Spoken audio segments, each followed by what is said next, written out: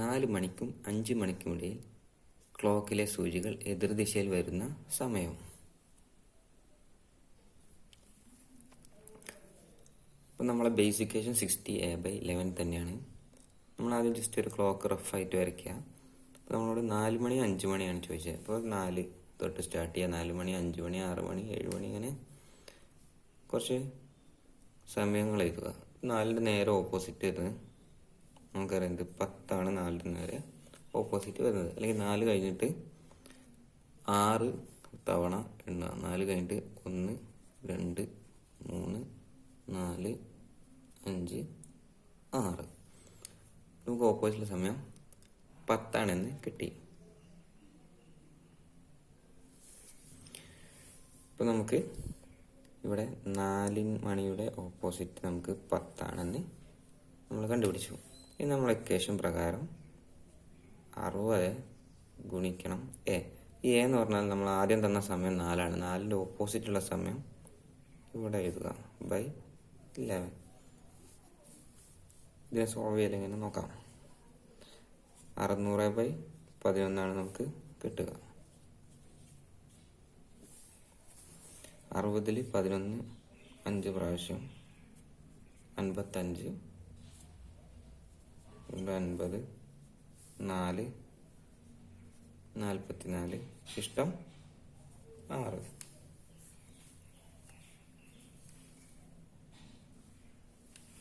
അപ്പോൾ നമ്മളെ ആൻസർ 54 ഇവിടെ എഴുതുക, ശിഷ്ടമായ 6 ഇവിടെ എഴുതുക, ഹരിക്കുന്ന 11 ഇവിടെ എഴുതുക. അപ്പോൾ നമ്മളെ ആൻസർ 54 6/11 മിനിറ്റ്.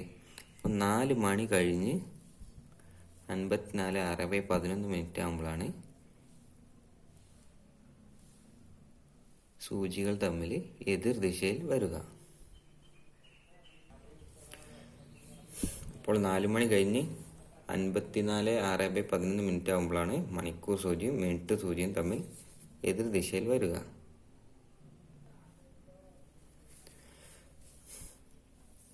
രണ്ട് മണിക്കും 3 മണിക്കും ഇടയിൽ ക്ലോക്കിലെ മിനിറ്റ് മണിക്കൂർ സൂചികൾ എതിർ ദിശയിൽ വരുന്ന സമയം.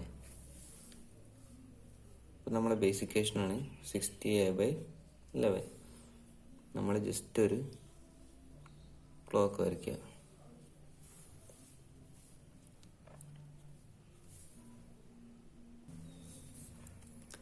അപ്പോൾ നമ്മൾ റഫായിട്ടൊരു ക്ലോക്ക് വരയ്ക്കുക. ഇപ്പോൾ നമ്മൾ ക്ലോക്കിൽ നമ്മൾ തന്ന ആദ്യത്തെ സമയം 2ആണ്. അപ്പോൾ 2ൻ്റെ ഓപ്പോസിറ്റ് ഏതാണ് സമയം വരുന്നത് നോക്കണം. 2ൻ്റെ ഓപ്പോസിറ്റ് നമ്മൾ ജസ്റ്റ് റഫായിട്ട് ക്ലോക്ക് വരയ്ക്കുമ്പോൾ നമുക്ക് 8 ആണെന്ന് കിട്ടും. ഇനി ജസ്റ്റ് നമ്മൾ ക്ലോക്ക് വരച്ചിട്ട് ഇതേപോലെ 6 വരെ എണ്ണി നോക്കിയാൽ മതി. ഇവിടെ 2 കഴിഞ്ഞിട്ട് 1 2 3 4 5 6. അപ്പോൾ 6 വരുന്നത് 8 മണിയുടെ നേരെയാണ്. അപ്പോൾ നമ്മൾ 2ൻ്റെ ഓപ്പോസിറ്റ് 8 കണ്ടുപിടിച്ചു. ഇനി നമ്മളെ ബേസിക് ഇക്വേഷൻ എടുത്ത് കൊടുക്കാം നമുക്ക്. അപ്പോൾ 60 ഇൻറ്റു എ എന്ന് പറഞ്ഞാൽ നമ്മൾ ആദ്യത്തെ സമയം 2, അതിൻ്റെ ഓപ്പോസിറ്റ് വരുന്ന സമയം 8 /11. അപ്പോൾ 6 × 8 48. അപ്പോൾ 480/11 നമുക്കിവിടെ ഹരിച്ച് നോക്കാം. 480/11.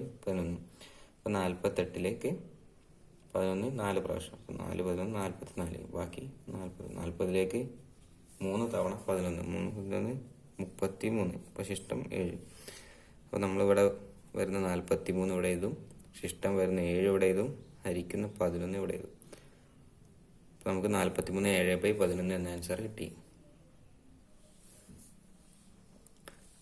അപ്പോൾ നമുക്ക് 2 മണി കഴിഞ്ഞ് 43 7/11 മിനിറ്റ് ആകുമ്പോഴാണ്